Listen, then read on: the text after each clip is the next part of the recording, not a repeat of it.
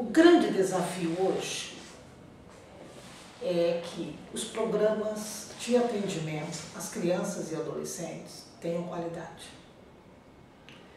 E a qualidade desse atendimento passa por um processo de participação da sociedade na avaliação e no acompanhamento das ações que são desenvolvidas no interior desses programas.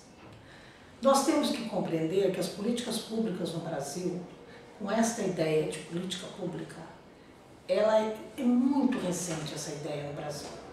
Então, na verdade, essa ideia de política pública, ela começa a acontecer no Brasil com a Constituição da República de 1988.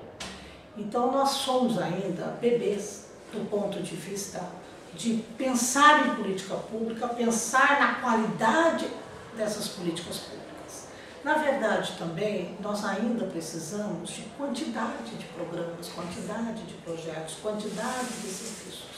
Até porque essas quantidades, elas podem gerar qualidade na medida em que você tem um acesso mais amplo, um acesso, vamos dizer assim, mais universal, portanto, um acesso mais democrático de um contingente cada vez maior de crianças e adolescentes, e isso pode interferir no resultado desses programas.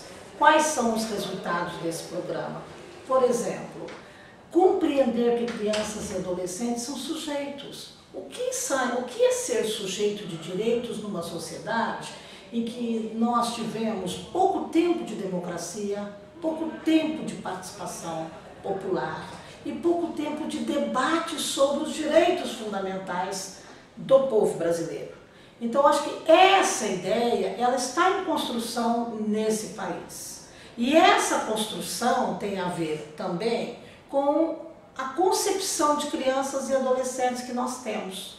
Crianças e adolescentes no Brasil, hoje, com o Estatuto da Criança, a gente já pode perceber um novo olhar da sociedade sobre as crianças.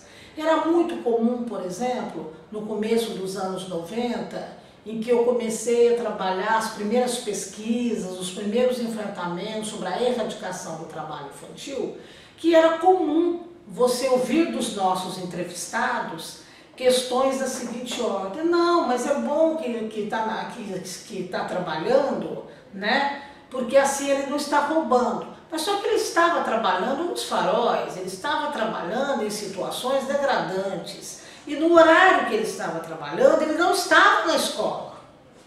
Mas a escola não é um direito fundamental.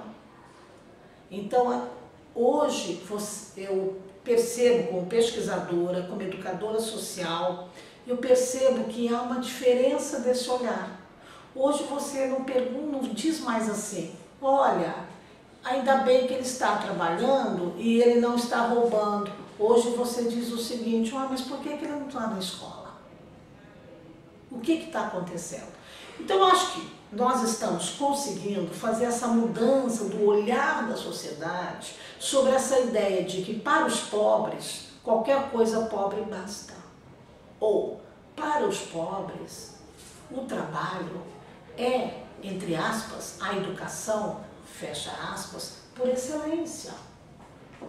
Então, nós estamos operando hoje no Brasil com um novo olhar sobre direitos, porque até então a população empobrecida, principalmente de crianças e adolescentes, elas não tinham direitos chamados universais, portanto, elas não tinham acesso a esse conjunto de direitos que temos hoje. E esse conjunto de direitos que nós temos hoje, esse conjunto é para todas as crianças e adolescentes, não é mais para a criança empobrecida só.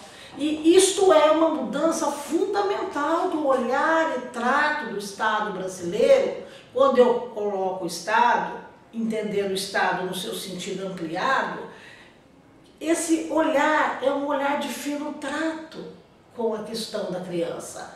Então, na verdade, hoje, a nossa grande questão é o seguinte: a educação, ela tem que ser de qualidade. Não basta você garantir apenas o acesso à educação. Você tem que garantir o acesso, você tem que garantir a permanência, você tem que garantir o sucesso escolar. Portanto, você tem que garantir qualidade de educação e tempo de educação. E esse tempo de educação não é mais só aquele tempo que ele está no chamado espaço da escola.